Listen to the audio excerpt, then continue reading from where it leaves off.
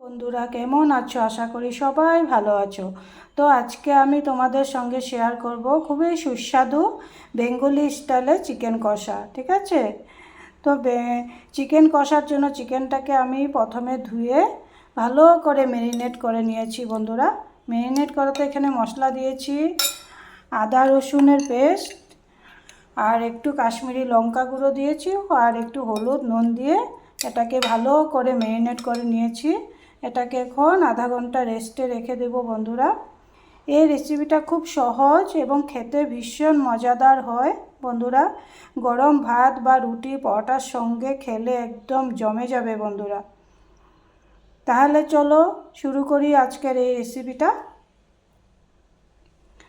তো চিকেন কষার জন্য আমি মশলা নিয়ে নিয়েছি। মশলাটাকে একটা স্মুথ পেস্ট বানিয়ে নেব। পেঁয়াজটাকেও কেটে রেখেছি, কেটে নিয়েছি। গরম মশলা নিয়ে নিয়েছি। তো তোমরা দেখতে থাকো বন্ধুরা। তো বন্ধুরা, কড়াই বসিয়ে দিয়েছি, তেলও দিয়ে দিয়েছি।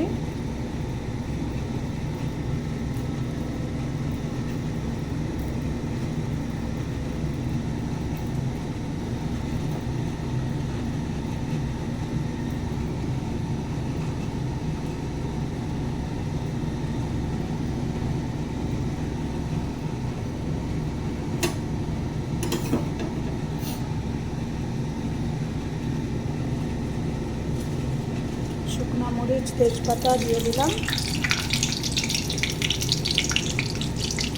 আর গোটা গরম মশলা,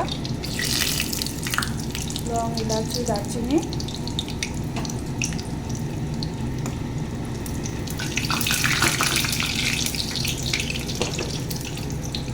এবার এই পেঁয়াজটাকে ভালো করে কষিয়ে নেব। বন্ধুরা,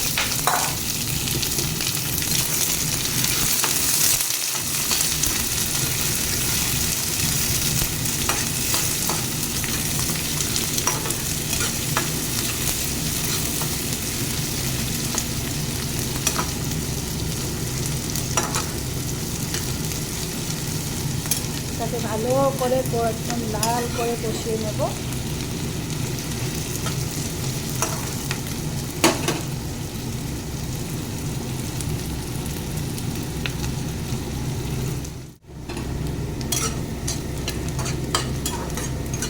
মোটামুটি পেঁয়াজটা কষিয়ে নিয়েছি। এখন এখানে আদা রসুন বাটা, আদা রসুন কাঁচামরিচ পেস্টটা দিয়ে দিলাম।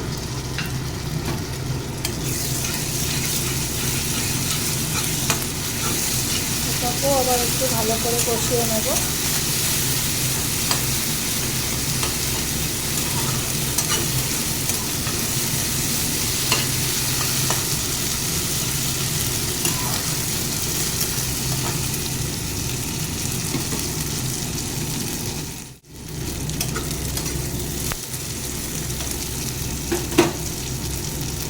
বন্ধুরা, এখানে মশলাটা যে রেখেছিলাম এটাও পেস্ট করে নিয়েছি, এটাও দিয়ে দিলাম। এবার মশলাটাকে দিয়েও ভালো করে কষিয়ে নেব।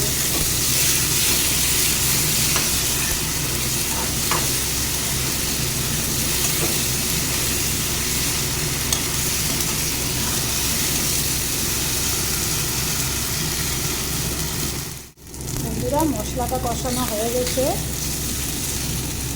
এখন এখানে টমেটোর পিউরিটাও দিয়ে দিলাম।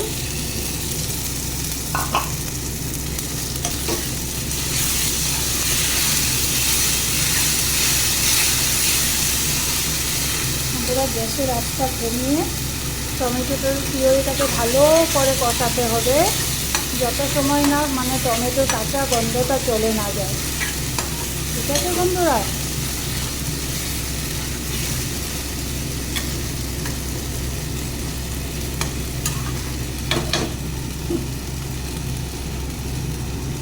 কাঁচা গন্ধটা চলে যাওয়ার জন্য এখানে নুন দিয়ে দিলাম।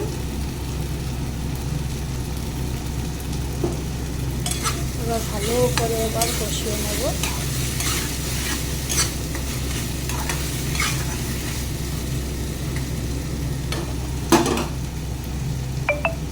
স্বাদ মতো হলুদ গুঁড়ো, আর কাশ্মীরি লঙ্কা গুঁড়ো দিয়ে দিলাম একটু কালারের জন্য।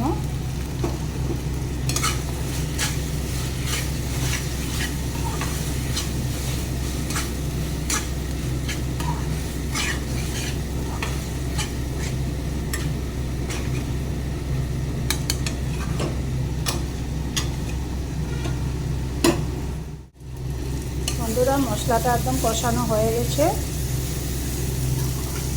এখন এর মধ্যে চিকেনটা, ম্যারিনেট করা চিকেনটা দিয়ে আবারও 10-15 মিনিট কষাতে হবে।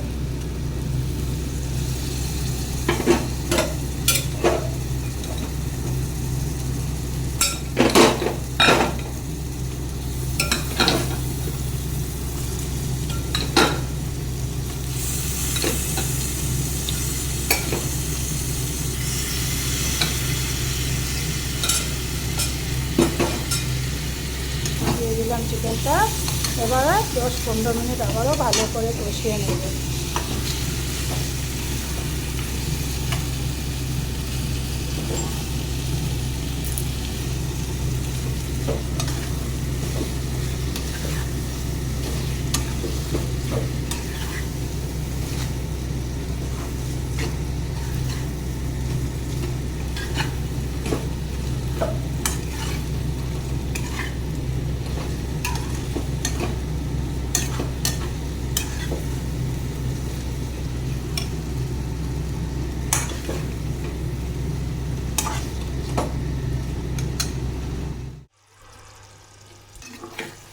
বন্ধুরা চিকেন কষা একদম রেডি।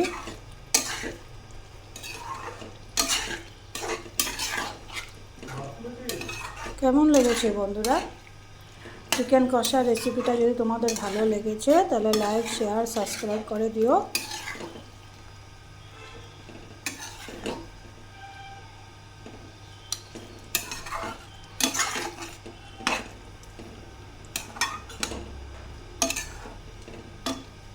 ভালো থেকো, সুস্থ থেকো বন্ধুরা।